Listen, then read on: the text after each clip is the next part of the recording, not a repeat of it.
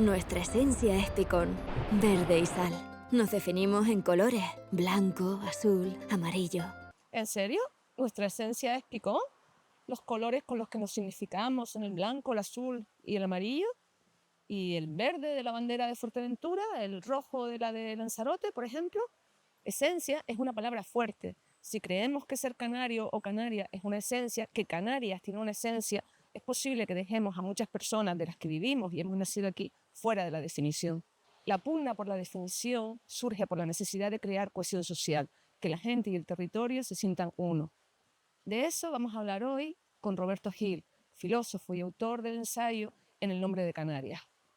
Y hablamos de lo que es ser canario, quién define Canarias, cómo se define Canarias.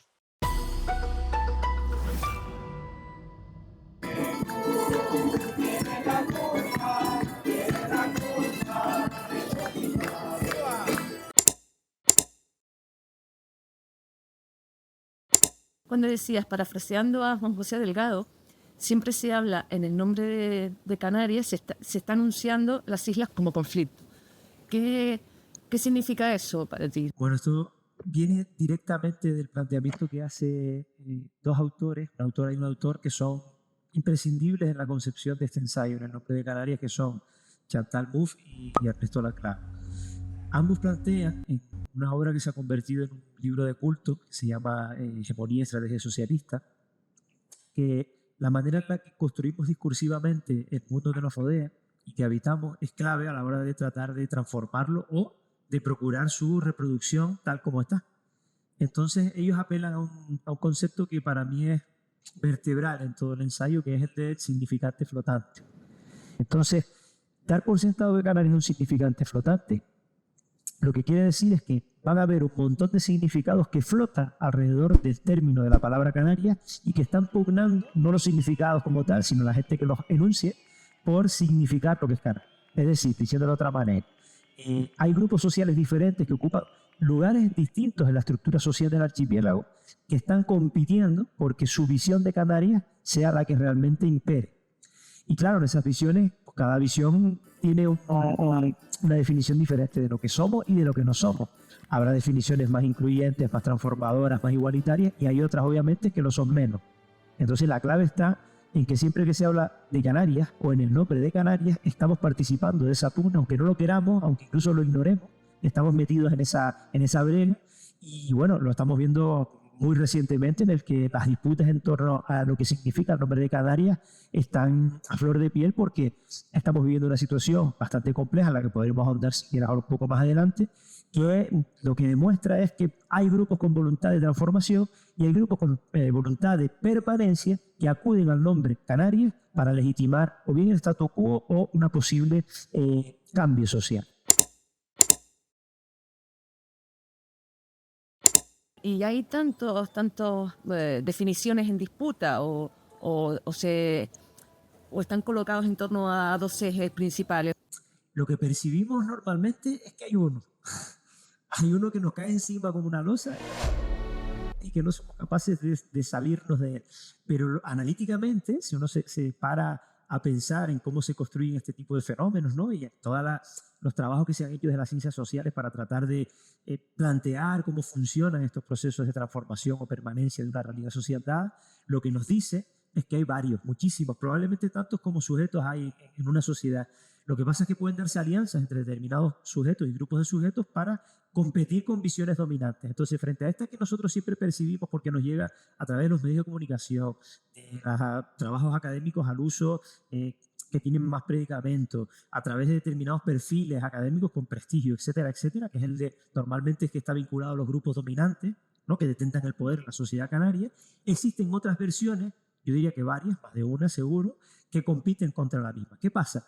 Que en los momentos en los que está en crisis la visión dominante, como pudiera decirse, creo que lo que está pasando ahora, las versiones que no son dominantes, esas visiones alternativas de Canarias, suelen describir un fenómeno que también Laclau y Mouffe describen como equivalencia, que es que pese a ser distintos se vuelven equivalentes, no idénticos, pero sí equivalentes entre sí para protagonizar una pugna frente al elemento hegemónico dominante. Pues esos discursos sobre Canarias alternativos hoy parece que cristaliza en una sola definición que compite con la dominante precisamente como efecto de esa lucha de poder. Pero no es una sola. Y eso es lo bueno que tienen esas visiones alternativas. Un problema. Normalmente las visiones que son alternativas, cuando se convierten en hegemónicas, suelen cometer los mismos errores que cometía la hegemonía que vinieron a sustituir. Y esto es una paradoja que se suele dar mucho, ¿no? Entonces quizás la clave esté en que seamos capaces de, cuando sustituyamos, si lo logramos, yo estoy convencido que lo podremos hacer, el discurso actual dominante por otro, este nuevo que venga tenga inmerso en sí, o sea, inherentemente conciba que la diversidad es algo definitorio de lo canario, de la canariedad, y que siempre tenemos que estar abiertos a la entrada de nuevos elementos y nuevos componentes, porque eso sería una definición mucho más democrática y, sobre todo, utilizando la metáfora del libro, más flotante, que es lo que interesa en lo que tiene que ver con ponerle nombre a las cosas. Tú lo definías así en tu ensayo, ¿no? Parece que Canarias ha estado huyendo de África, ¿no? Dándole la espalda a África, no somos africanos. Sin embargo, también es verdad que eso ha estado también impugnado por otros grupos sociales, ¿no? Que todo lo contrario. Efectivamente, yo planteo eso, que la flotación, siguiendo con esa metáfora, también se aplica a la cuestión geopolítica y geocultural del archipiélago, que consigue, mediante eufemismos como la atlanticidad, ¿no? Que es como vamos a ser de todos lados menos de donde estamos, ¿no? Otras nociones como la ultraperiferia, que es un eufemismo para no hablar de la condición todavía colonial y dependiente que tiene Canarias con respecto al resto del Estado y a Europa, ¿no? Cuando nos enunciamos como tricontinentales, que más o menos es lo mismo, pese a estar donde estamos geográficamente, pues vamos a autoinfligirnos la cualidad de que podemos navegar, estar a la deriva por el océano. Este tipo de narrativas lo que consiguen en buena medida, pero siempre lo hacen además de una forma instrumental, es sacarnos del continente africano, pero para encubrir la realidad africana que realmente nos atraviesa. Porque mientras se habla de tricontinentalidad y de atlanticidad, resulta que la OTAN, por ejemplo, tiene bases en el archipiélago y las utiliza para intervenir militarmente en el continente. Resulta que hay cámaras de comercio de Estados Unidos y de países de la Unión Europea que utilizan el archipiélago también, y ellos lo llaman hub, como un enlace para desembarcar en el continente africano, sobre todo en la zona del Sahel. Se utiliza el archipiélago también como una frontera, como un muro para impedir la llegada de inmigrantes al continente europeo. Y bueno, se ha utilizado también otra alegoría que yo creo que es potente y que describe la realidad, como es las cárceles. Es verdad que se han utilizado constantemente este tipo de discursos para negar esa realidad africana, también proyectada hacia el pasado, como tú bien decías, ¿no? Y negar esa herencia, vamos a llamarla así, basic, que tiene el archipiélago canario y la población, junto a otros aportes. Entonces, yo creo que es imprescindible que en esa visión de la que hablaba antes, de una canariedad más diversa, más plural y más democrática, puedan tener cabida todos esos planteamientos, todos esos orígenes y todas esas funciones que cumplen las islas. Sobre todo una visión crítica que nos permita, desde la conciencia de esa pluralidad, enfrentarnos contra aquellas formas de utilizar el archipiélago que son manifiestamente injustas y disímiles, como es tratar al territorio africano o al continente africano al que pertenecemos meramente en términos imperiales, o siendo una plataforma para que se cumplan los anhelos imperiales de otras potencias, pero también para reivindicarnos como parte del mismo y combatir nuestros propios demonios esencialistas, en muchos casos racistas, etcétera, que tenemos hacia el continente en el que estamos. Porque es una realidad, como decía el dicho, que de Tefía a Berbería se va y se viene en un día, ¿no? Que es un dicho maorero muy conocido, y es cierto, y es una manera de tomar conciencia de esa realidad geopolítica, pero también lo es que ese ir y venir en un día sirve para que determinados intereses hagan de las suyas en un continente ya de por sí bastante maltratado. Entonces sí es clave, yo creo que plantear eso. Pero hoy en día, ¿quiénes forman esas élites? ¿Quién está marcando el paso de lo que es Canarias? Pues es una pregunta compleja porque vivimos ya no pasa como en el siglo XIX, ¿no? En el que los críticos del capitalismo tenían muy fácil identificar a esos grupos de élite que manejaban el sistema mundial.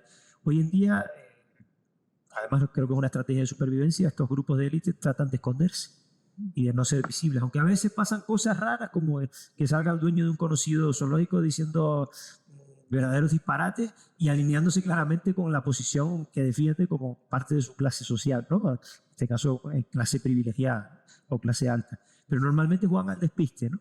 como yo digo, se ponen camisetas de cuello alto y van con vaqueros y parece que no son la élite que son. En Canarias está representada por grupos que son claramente visibles. Los hermanos Villares hablaban de las 40 familias, que hoy en día serían un poquitito más, pero no mucho, porque ya sabemos cuáles son los niveles de concentración de riqueza en las islas con respecto al resto de la población, ¿no? Que son niveles realmente escalofriantes, porque devela cuán poco le toca a la mayoría social y cuánto mucho le toca a esos grupos, pero están detrás de grupos empresariales que tienen que ver sobre todo con el negocio turístico, que es el negocio que genera mayor cuantía de nuestro PIB, ¿no? Y después hay un grupito también que, sin ser tanto, por decirlo así, son una suerte de medianeros de estos poderes económicos que están instalados en los sectores clave de la economía canaria, como pudiera ser la construcción, como pudiera ser determinadas contratas, etcétera, y la clase política, ¿no? Que se ha convertido en una clase en sí misma que no representa el nivel de poder que tienen estos grupos porque están a su servicio, pero que dentro del reparto se llevan una parte más grande por estar al servicio de ellos. Entonces yo creo que este tipo de grupos sí se pueden identificar fácilmente y bueno, una sociedad democrática lo ideal sería que estos representantes y estas representantes pudieran servir en los momentos en los que la mayoría social los apoya democráticamente como un cortafuego, como un parapeto, como un arma para limitar los privilegios de estos grupos que manejan la sociedad canaria. Estos grupos son los que deciden y utilizan todas las palabras de las que hemos venido hablando, ¿no? Están en su diccionario frecuente y corresponde, creo yo, al resto de la población que está en situaciones diferentes, ¿no? Que está en una situación, vamos a decir, de subalternidad en distintos grados, porque las clases populares o trabajadoras son las más amalgamadas, son las más diversas, ¿no? En las estructuras sociales, ponerse de acuerdo en el uso de términos alternativos que sirvan para disputar la hegemonía a esos grupos que dominan Canarias.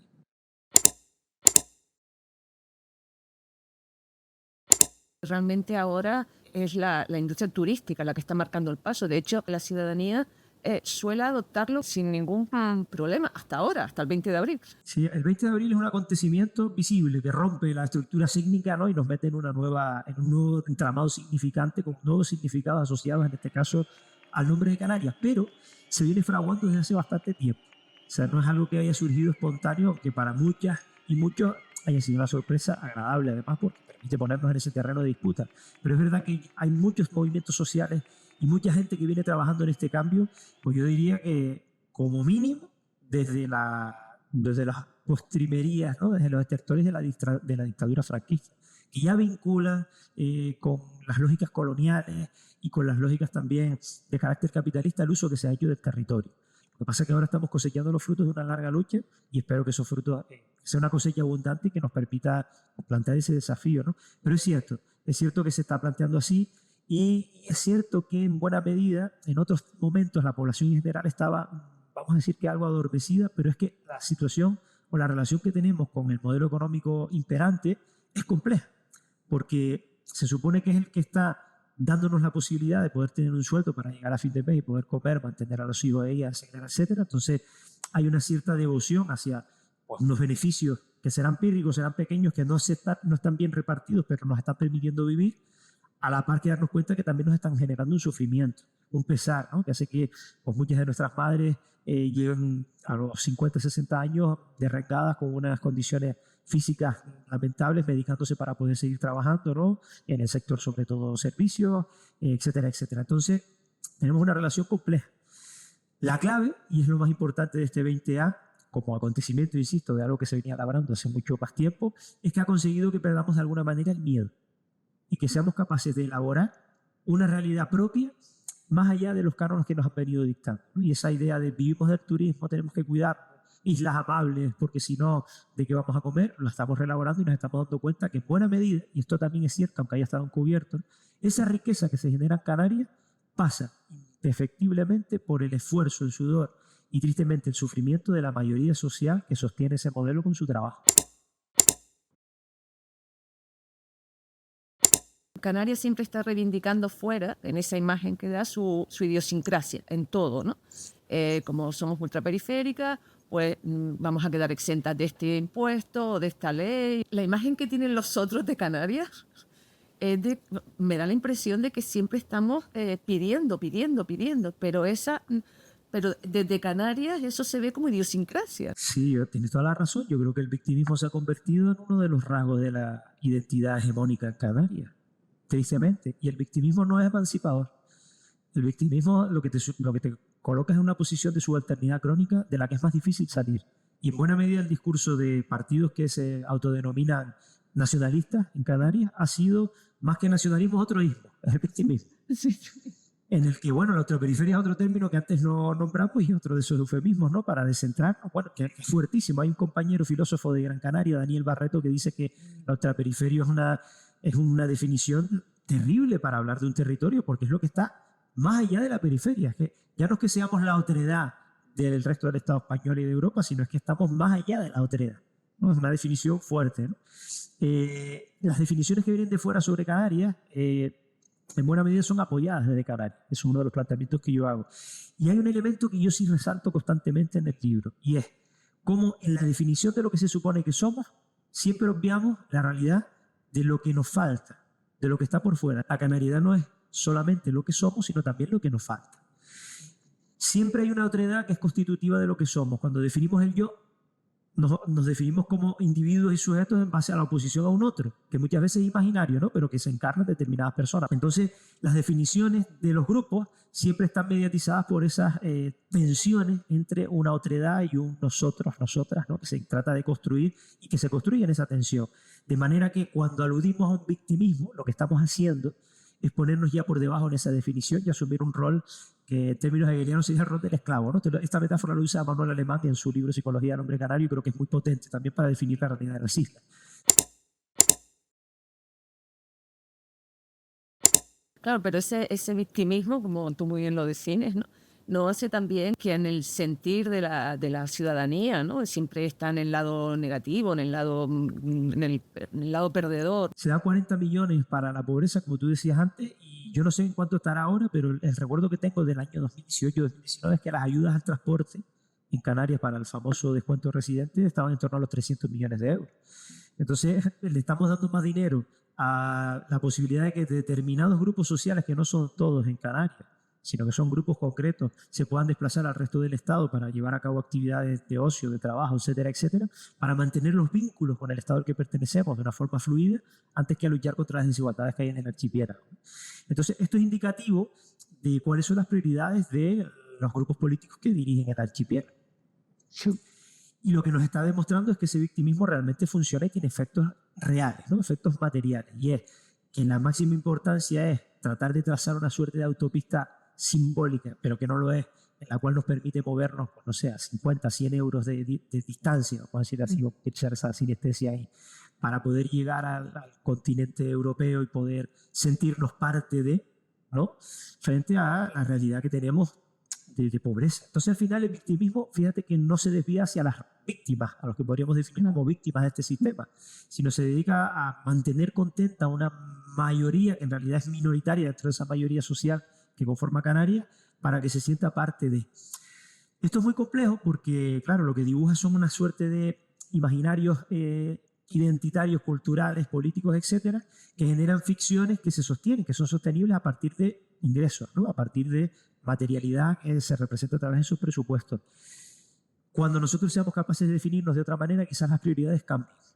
Y quizás lo que nos interese más sea tener unas mejores condiciones de vida aquí, que se cumplan determinados derechos laborales, que las mujeres no sufran la sobrecarga laboral que sufren, por ejemplo, en el marco del mercado de trabajo turístico, etcétera, etcétera, que haya un modelo educativo que sea más sensible a la realidad del archipiélago, que quizás tenemos que desplazar, que eso es algo que es obvio que tenemos que utilizar y que está ahí, pero quizás no de la manera en la que la estamos utilizando. Hay mucha gente que no lo está pasando bien. Aprovechemos la efeméride del Día Canarias para poner esos debates sobre la mesa y extenderlos durante todo el año. Creo que sería la mejor manera de celebrar que vivimos en este territorio. Sí, da la impresión muchas veces que lo que somos son decorados para que venga el turista. Como ciudadanía, ¿no? Formamos parte del decorado, ¿no? Y a veces hasta sobramos.